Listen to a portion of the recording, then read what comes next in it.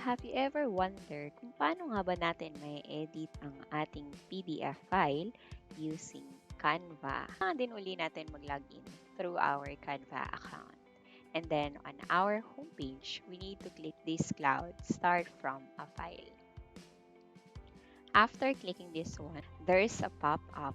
This is a PDF file sample. Once tapos na siya na mag-download, lalabas siya dito sa design mo. Click mo lang siya. And yan. You can now easily access and customize the PDF file with your own design.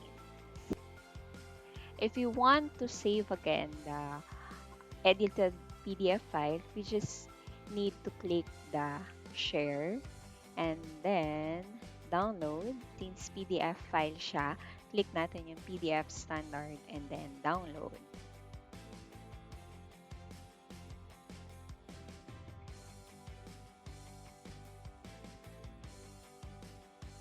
Okay, and then click natin. Ayan. Thank you for watching.